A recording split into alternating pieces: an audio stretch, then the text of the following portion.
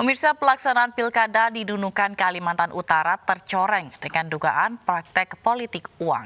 Bawaslu setempat kini tengah memproses kasus tersebut usai videonya beredar di media sosial.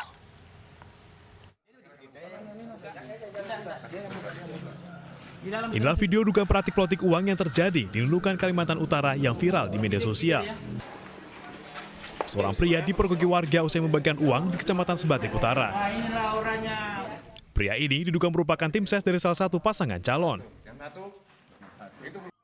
Bawaslu Kabupaten Nunukan telah memeriksa 10 orang yang merupakan pelapor, terlapor, dan orang yang diduga telah menerima uang. Seperti yang saya sampaikan tadi, sudah 10 orang yang kita lakukan pemeriksaan, baik itu dari pelapor, ya 1 orang, terlapor 2 orang, dan 7 orang itu dari saksi. Pada pilkada serentak tahun ini, ada 2 pasangan calon yang bertarung dalam pilkada Kabupaten Nunukan dan 3 pasang calon di pilkada Kalimantan Utara.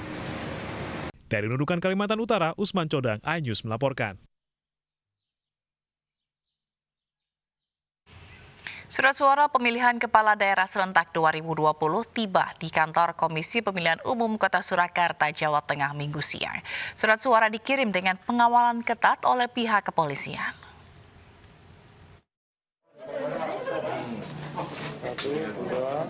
Ketua KPU Surakarta menerima kunci dan dokumen surat suara yang disaksikan aparat kepolisian dan Bawaslu Kota Surakarta. Dilanjutkan dengan pembukaan segel truk pengangkut logistik surat suara, serta 1 kotak surat suara tambahan diturunkan petugas KPU Surakarta. Selain itu, sebanyak 429.321 surat suara Pilkada Surakarta akan disortir dan dilipat pada tanggal 25 November mendatang. 429.131 lembar terdiri dari per boxnya itu 2.000 lembar, jadi 215 box, kemudian tambah 1 box untuk surat suara pemungutan suara ulang. Nantinya surat suara akan didistribusikan ke setiap TPS di Surakarta 1 hari sebelum pencoblosan. Dari Surakarta, Jawa Tengah, Septiantoro, iNews melaporkan. Komisi Pemilihan Umum Kota Cilegon menggelar simulasi pemungutan suara jelang pemilu 9 Desember mendatang. Proses simulasi melibatkan ratusan warga dengan menerapkan protokol kesehatan ketat.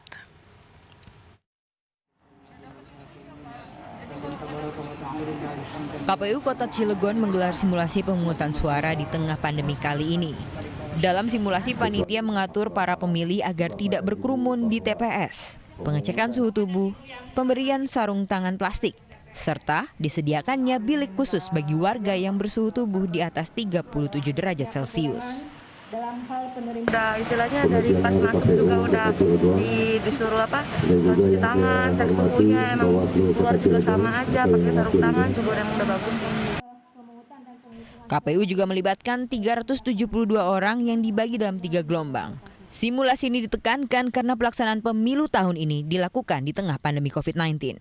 Kita juga bisa mengevaluasi ya, kira-kira kekurangan kita apa yang perlu kita siapkan gitu kan, dan kita minimalisir permasalahan yang timbul di TPS nantinya, sehingga dengan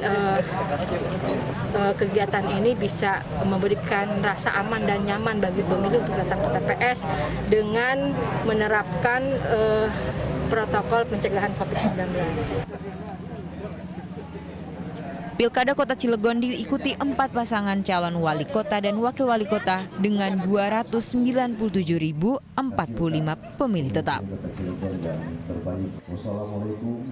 Dari Cilegon, Banten, Iskandar Nasution, iNews melaporkan. Meski di tengah pandemi, pemilihan kepala daerah tetap digelar 9 Desember mendatang. Dan untuk mencegah penularan COVID-19, KPU pun menerapkan protokol kesehatan saat pemungutan suara nanti. Seperti apa panduannya? Berikut informasinya.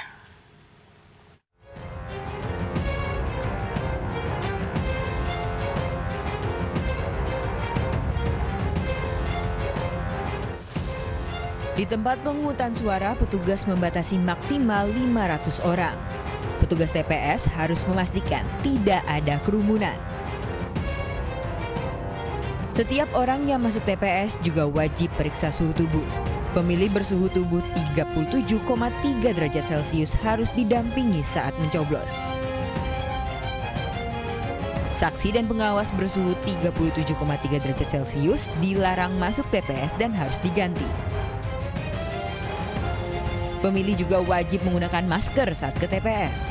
Sementara itu petugas TPS wajib menggunakan masker, sarung tangan sekali pakai, dan pelindung wajah. Petugas TPS menyediakan masker dan sarung tangan sekali pakai jika ada pemilih yang tidak mengenakan.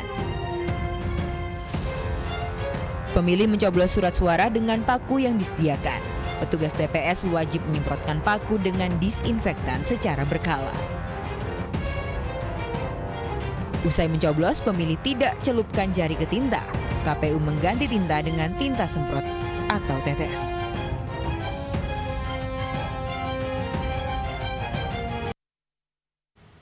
Pemirsa, mari kita dukung para pejuang kemanusiaan dengan peduli melawan penyebaran virus corona.